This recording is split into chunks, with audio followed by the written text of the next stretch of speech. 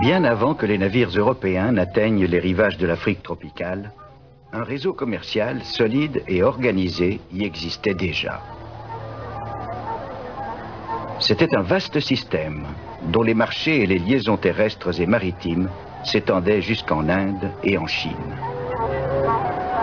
Le centre africain de ce système se trouvait ici, dans le grand empire du Mali.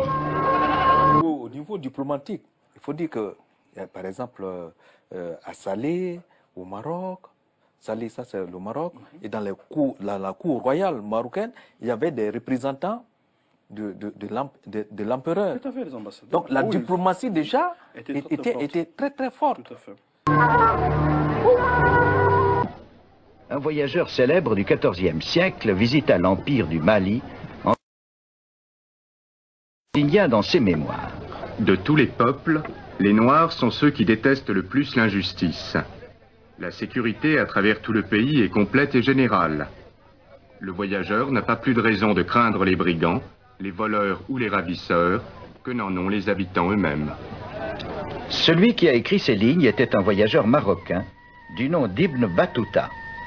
Heureusement pour nous, ces mémoires nous sont parvenues, riches en détails sur la vie en Afrique occidentale il y a 600 ans.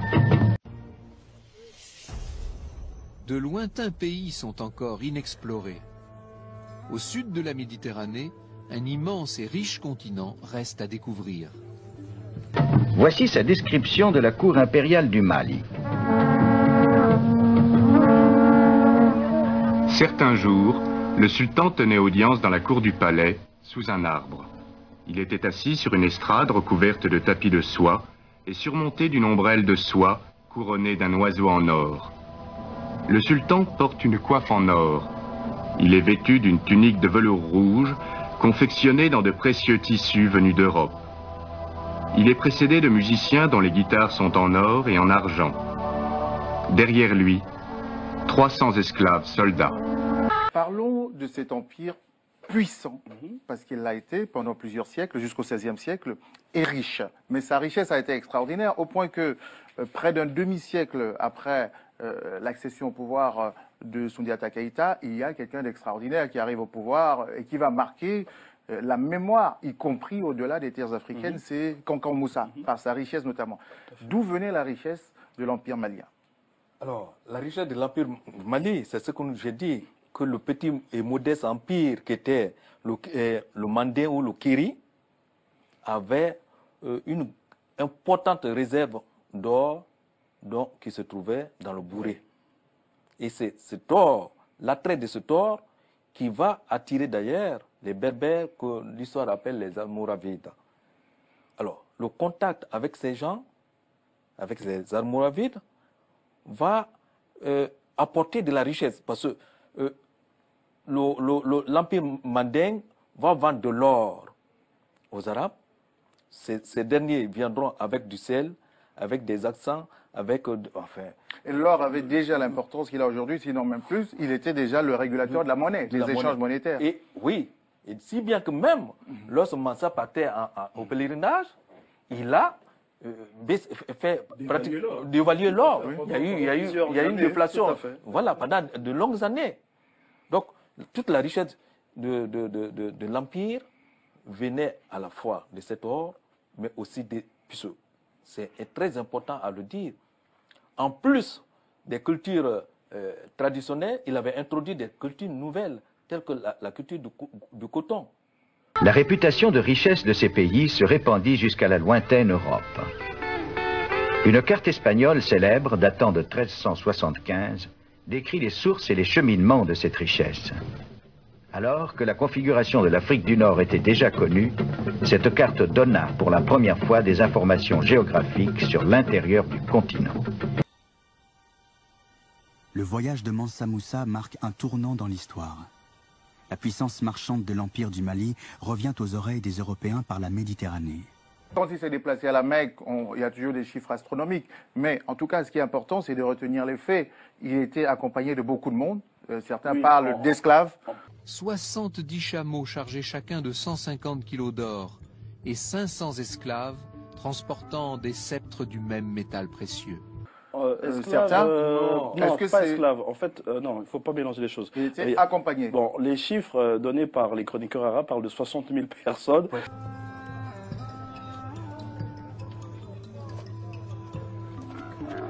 Il entraîne à sa suite 60 000 personnes. C'est vrai que c'est un peu exagéré, mais on disait que lorsqu'ils ont quitté Niani, la capitale, la tête du cortège, lorsqu'elle est arrivée à Tombouctou, c'est là que Mansa Moussa est en train de sortir de la capitale. Voilà. Donc c'est pour vous dire le nombre. Cette carte, l'Atlas catalan, publié en 1375, est la première représentation du monde dans son ensemble. On y voit les mers, les fleuves et les déserts d'Afrique. Ici, un dromadaire monté par un berbère. Derrière les régions incultes du Sahara, au centre de l'empire du Mali, la carte montrait un berbère à dos de chameau pouvant être Ibn Battuta en personne.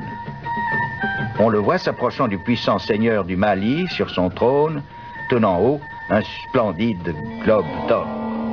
La rumeur disait que cet empereur était l'homme le plus riche du monde. Un autre fouetté par un homme noir qui le suit à pied.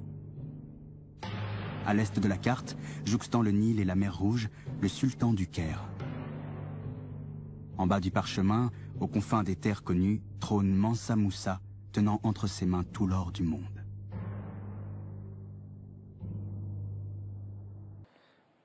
Diplomatie très importante. C'est impressionnant comment cette Afrique, c'est toujours la même trame un petit peu tragique. Parce que le premier coup est porté contre l'Égypte antique, d'abord les envahisseurs, puis il y a des groupes qui se replient vers l'intérieur pour donner naissance, parce qu'ils ont ramené un savoir extraordinaire à tous ces empires, par exemple celui du Mali ou d'autres encore.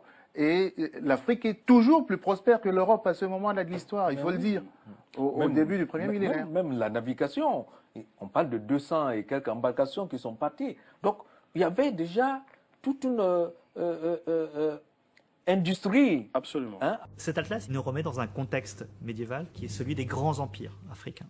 On a tendance à oublier que l'espace de production de richesse, c'est l'Afrique à ce moment-là.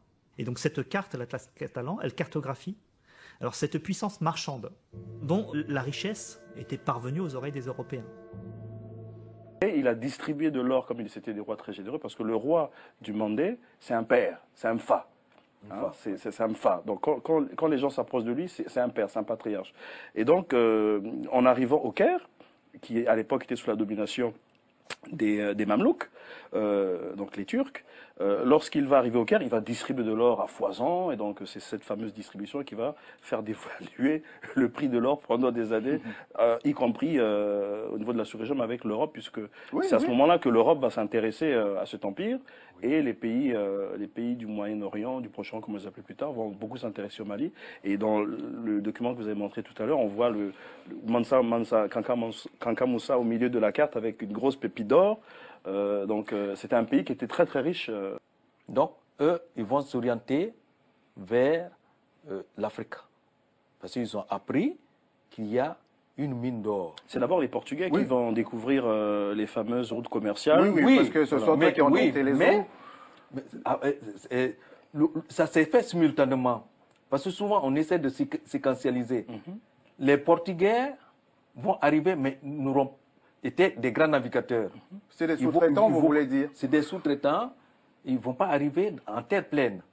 C'est des gens qui vont côtoyer. Ils seront sur les côtes. La leçon, finalement, c'est que quand on est unis, on est plus fort, parce qu'à ce moment, l'Empire du Mali, il bravait carrément les puissances qui venaient d'ailleurs, parce qu'il pouvait leur tenir tête. Et quand il s'est écroulé par la division, par les vannes de tout le continent.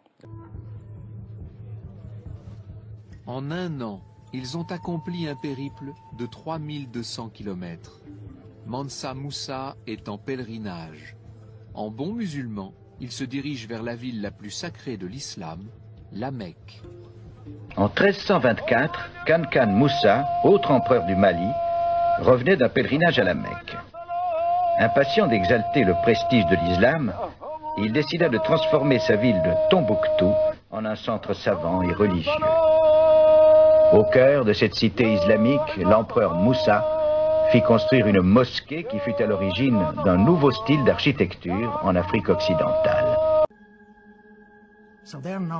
Ils appartiennent donc désormais à l'Oumma, la communauté islamique. Ils profitent ainsi de l'empire islamique, c'est-à-dire d'un accès au grand marché contrôlé par l'empire.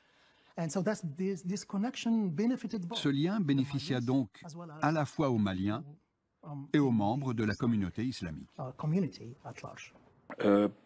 rapport au Mali, il va même conduire un descendant de Soundiata Keita, enfin de la famille de Keita, à organiser un voyage en Amérique.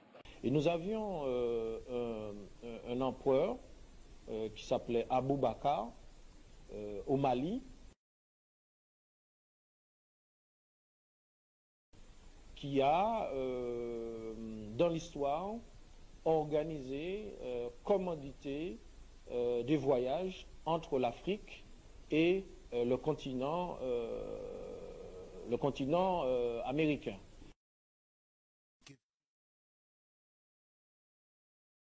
Parce que ce roi était persuadé que il y avait la possibilité de traverser la mer, d'aller jusqu'au bout de la terre.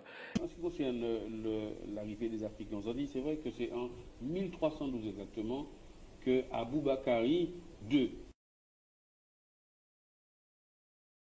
ce deuxième, qui était le successeur de Soundiata Keita, qui là est effectivement arrivé en Amérique. Et il va envoyer une expédition de 200 navires qui ne va jamais revenir. Et ensuite, bon là les chiffres sont peut-être un peu exagérés, 2000 navires qui vont partir avec des vivres pour des années, et il ne va jamais revenir. Et le professeur Ivan Van Sertima a prouvé qu'il y a des éléments dans la culture du Mexique qui sont typiquement mandés. Il a prouvé de manière... Et les Olmecs, par exemple. Les Olmecs, c'est la preuve... Pour expliquer qui sont les Olmecs. Alors les Olmecs, c'est la première civilisation qui a précédé à toutes les sociétés aztèques, incas, mayas. Donc c'est vraiment le fondement des grandes civilisations précolombiennes, les Olmecs. Et il y a ils ont des... Il y a les fameuses têtes. Physiquement. Voilà, physiquement, quand on regarde les têtes... bon, de toute façon, on ne peut pas se tromper ici. Les traits négroïdes sont très très prononcés. Donc les Olmecs seraient... d'après la thèse défendue par Ivan Van Sertima, le professeur, serait en fait issu de ce voyage. Cette expédition-là. Certainement, certainement. Ces Africains sont venus bien avant Christophe Colomb. Et puis aussi, un deuxième truc, c'est que, en ce qui concerne les Amérindiens, disaient qu'il y avait des contacts avec les Africains. Eh bien, Christophe Colomb a écrit dans un de ses carnets de voyage un récit que les Caraïbes lui avaient fait, qu'il commerçait avec des Africains qui se baladaient dans de grandes pirogues. Et qui leur vendaient des flèches. Et les flèches, c'est un mélange de cuivre, d'or et d'argent. Et ils appelaient ces flèches, le bout de ces flèches, guanine.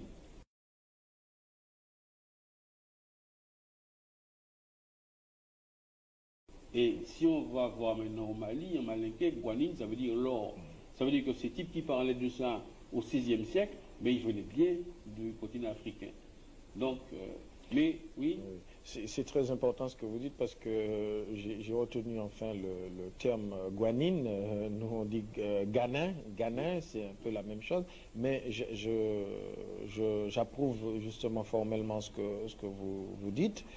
Et nous avons un certain nombre d'auteurs qui nous rapportent ces faits. Par exemple, nous avons un journaliste trinidadien qui s'appelle Andy Thomas. Eh bien, il a rapporté ces faits dans un livre qui s'intitule The Soul of the World, l'âme de l'humanité. Et il dit que avant l'arrivée des Européens en Amérique, eh bien, la présence des Africains était notoire parce qu'ils ont eu des échanges très importants pendant de longues périodes.